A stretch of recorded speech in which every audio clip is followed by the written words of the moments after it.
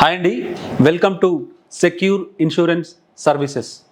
So ఈరోజు మరొక interesting టాపిక్తోని మీ ముందుకు వచ్చాను.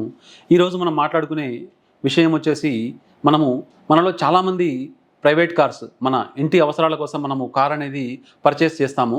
పర్చేస్ చేసినప్పుడు మనకి ఎలాగో ఇన్సూరెన్స్ అనేది మ్యాండేటరీ కాబట్టి ఖచ్చితంగా ఇన్సూరెన్స్ తీసుకుంటాము.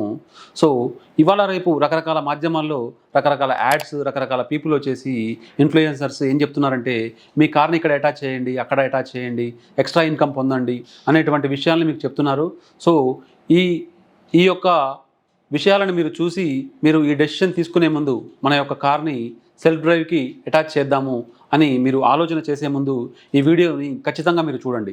సో బేసిక్గా ఏంటంటే మనము వెహికల్ అనేది పర్చేస్ చేస్తున్నప్పుడు మనకి ఇన్సూరెన్స్ అనేది ఉంటుంది.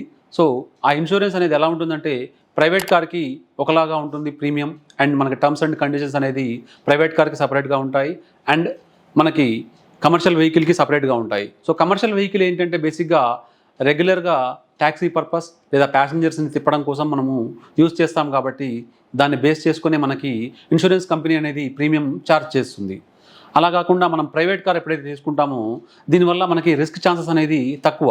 ఒక ఫ్యామిలీ పర్పస్ గాను మనము ఒక కుటుంబ అవసరాల కోసం మనం వాడతాం కాబట్టి చాలా తక్కువ సార్లు మాత్రమే మనం దీన్ని బయటికి తీసుకెళ్తాం కాబట్టి దాన్ని బేస్ చేసుకొని మనకి ప్రీమియం అనేది డిసైడ్ చేయడం జరుగుతుంది.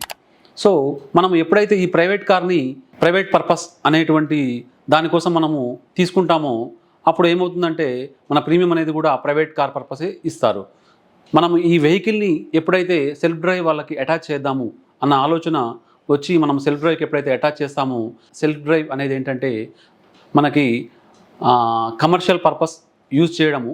సో దాన్ని మన కార్ని కమర్షియల్ పర్పస్గా యూజ్ చేసేసి మనీ ఎర్న్ చేద్దామనే ఉద్దేశంతోనే మనం అటాచ్ చేస్తున్నాం కాబట్టి మనం ఇన్సూరెన్స్ తీసుకున్నా సరే అది వర్తించదు.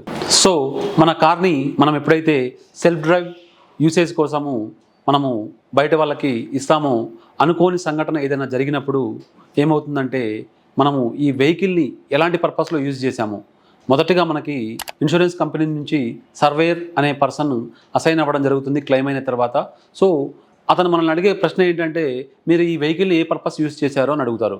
సో ఆ వెహికల్ యాక్సిడెంట్ అయినప్పుడు ఎవరు డ్రైవ్ చేస్తున్నారు, వ్యాలిడ్ డ్రైవింగ్ లైసెన్స్ ఉన్న పర్సన్ డ్రైవ్ చేస్తున్నారా లేదా, తన యొక్క డ్రైవింగ్ లైసెన్స్ అండ్ ఇన్సిడెంట్ జరిగిన ప్లేస్ యొక్క ఏ ప్లేస్లో జరిగింది, ఎలా జరిగింది, అండ్ ఆ టైంలో మీరు ఎక్కడికి వెళ్తున్నారు, ఏ పర్పస్లో వెళ్తున్నారని అడగడం జరుగుతుంది. సో అదే వెహికల్ ఓనర్ లేదా వాళ్ళకి సంబంధించిన వాళ్ళు రిలేటివ్స్ ఎవరో డ్రైవ్ చేశారనుకోండి, సో మనకి ఏమవుతుందంటే నేనే డ్రైవ్ చేస్తున్నాను లేదా నా యొక్క కొలీగ్ లేదా నా తమ్ముడు, నా అన్న, నా ఫ్యామిలీ మెంబర్ ఎవరో డ్రైవ్ చేస్తున్నారు అని చెప్పేసి మనము వ్యాలిడ్ డ్రైవింగ్ లైసెన్స్ ఇవ్వడం ద్వారా జనరల్గా క్లెయిమ్ అనేది అప్రూవ్ అవ్వడం జరుగుతుంది. సో అలా కాకుండా ఇక్కడ మనం సెల్ఫ్ డ్రైవ్కి ఇచ్చి ఉంటాం కాబట్టి అక్కడ అన్నోన్ పర్సన్ అని మనకి తెలియని ఒక కొత్త వ్యక్తి అనేది మన కార్ని డ్రైవ్ చేయడం జరుగుతుంది. డ్రైవ్ చేయడం జరిగినప్పుడు ఆయనకి తనకు మీకు రిలేషన్ ఏంటి అనేటువంటి ప్రశ్న అడుగుతారు.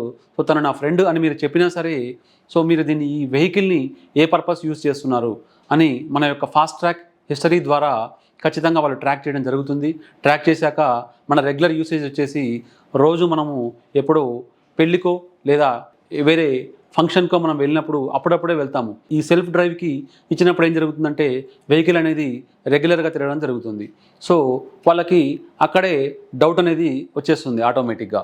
సో రాగానే ఏం చేస్తారంటే మనకి ఈ వెహికల్ని మనము సెల్ఫ్ డ్రైవ్ పర్పస్ యూజ్ చేస్తున్నామని మన యొక్క ఫాస్ట్ ట్రాక్ హిస్టరీ అండ్ ఎవరైతే డ్రైవ్ చేశారో తన ఫోన్లో గూగుల్ హిస్టరీ మొత్తం చెక్ చేసుకుంటారు. నియర్ బై ఉన్న సీసీటీవీ కెమెరాస్లో కూడా చెక్ చేయడం జరుగుతుంది.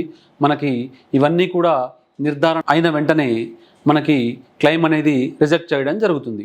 సో అందుగురించే మన ప్రైవేట్ కార్ అనేది మీరు తీసుకున్నప్పుడు దీన్ని ఖచ్చితంగా మీకోసము లేదా మీ కుటుంబ అవసరాల కోసం మాత్రమే యూజ్ చేయండి.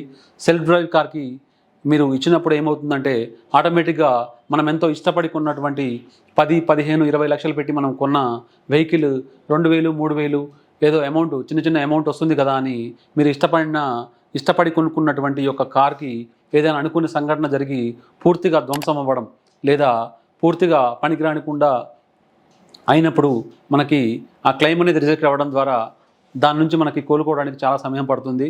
సో దయచేసి ఈ మిస్టేక్ చేసి మీరు మీ క్లెయిమ్ అనేది రిజెక్ట్ అయ్యాక బాధపడకండి. మీ యొక్క ప్రైవేట్ కార్ని ప్రైవేట్ పర్పస్గానే యూజ్ చేయండి. చాలా జాగ్రత్తగా ఉండండి. Thank you so much. Thanks for watching. మరొక మంచి వీడియోతోని మరొక మంచి టాపిక్తో మీ ముందుకు వస్తాను. Thank you.